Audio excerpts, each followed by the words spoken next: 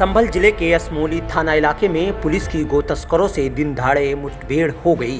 मुठभेड़ में पुलिस की गोली लगने से 2 गो तस्कर घायल हो गए, जिन्हें पुलिस ने गिरफ्तार कर लिया है। बताया जा रहा है कि मुठभेड़ में बदमाशों की गोली से एक सिपाही भी घायल हुआ है। वहीं एसपी चक्रेश मिश्रा ने जानकारी देते हुए बताया कि पुलिस इलाके में संदिग्ध वाहनों की चेकिंग कर रही थी। चेकिंग के दौरान पुलिस ने सामने से आ रही एक बाइक पर सवार गो तस्करों को रोकने का प्रयास किया, लेकिन बाइक सवार गो तस्करों ने पुलिस पर ही फायरिंग कर दी, जिसके बाद गो तस्करों की गोली से सिपाही सल्व राठी घायल हो गया। वहीं पुलिस ने गो तस्करों की घेराबंदी कर फायरिंग शुरू की। पुलिस की गोली लगने के बाद भागने का प्रयास कर रहे दोनों गो तस्कर घायल हो गए। ये एक मोटरसाइकिल से जा रहे थे, इनके पास एक बोरी भर के गाय का मांस जो प्रतीत हो रहा है वो था।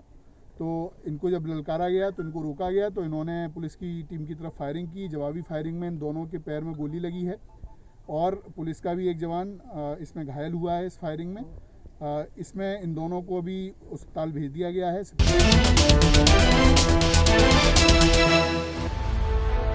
मथुरा एडीजी विनोद कुमार ने श्री कृष्ण जन्मभूमि का निरीक्षण करते हुए सुरक्षा व्यवस्थाओं का जायजा लिया।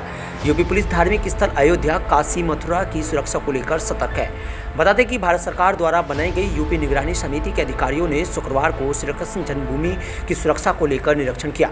शुक्रवार को लखनऊ से आए एडीजी विनोद कुमार सिंह के साथ जन्मभूमि की सुरक्षा को मजबूत करने के लिए डीआईजी आगरा नवीन अरोड़ा, जिलाधिकारी नवनीत सिंह चहल, एसएसपी गौरव ग्रोवर ने भी श्री कृष्ण जन्मभूमि का सुरक्षा का जायजा लिया।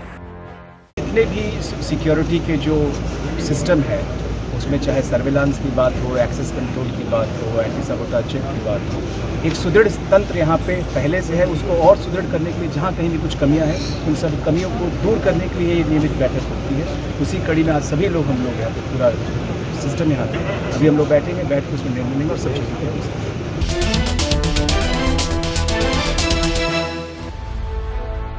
पहाड़ों पर लगातार हो रही बारिश की वजह से नदियां उफान पर है।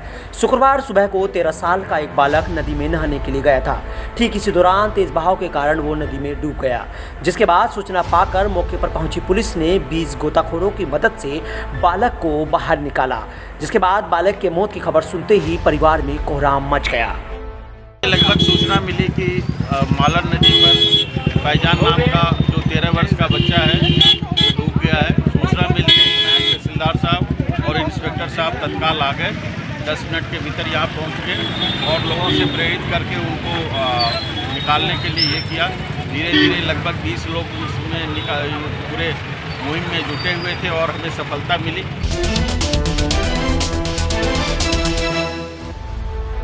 यूपी के लखीमपुर खीरी के थाना मितौली में घास काटने गई एक विवाहित महिला का शव गन्ने के खेत में मिलने से सनसनी फैल गई, जिसके बाद सूचना पर तत्समय पुलिस द्वारा शव को नियमानुसार पोस्टमार्टम व परीक्षण हेतु भेजा गया और थाना मितौली में मामला दर्ज कर लिया गया।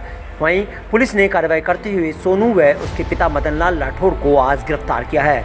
बता दें कि सोनू को उसकी पत्नी के चरित्र पर शक था, जिसके कारण वह अपनी पत्नी को बाहर आने जाने से रोकता था। घटना के दिन उसकी पत्नी उसको बिना बताए घर से बाहर घास काटने के बहाने से चली गई थी, जिसके बाद पति व पत्नी में खेत में ही झगड़ा हो गया और उसके बाद गुस्साए पति ने रस्सी से गला घोंटकर अपनी ही पत्नी की हत्या कर दी। हत्या के दौरान उसके पिता मदनलाल ने भी उसका सहयोग किया था, जिसके बाद शक के आधार पर पुलिस ने सोनू को गिरफ्तार किया था, जिसने पूछताछ के दौरान अपना जुर्म इकबाल किया है। घास काटने के बहाने से गई थी। जब उसके पति सोनू को यह जानकारी प्राप्त हुई तो वह भी मृतका के पीछे पीछे खेत में गया। वहां पर उन दोनों के बीच में झगड़ा हुआ। मृतका के पति सोनू के द्वारा अपने पिता मदनलाल के सहयोग से मृतका का रस्सी से गला घोंटकर हत्या कर दी और उसको शव को गन्ने के खेत में छिपा दिया।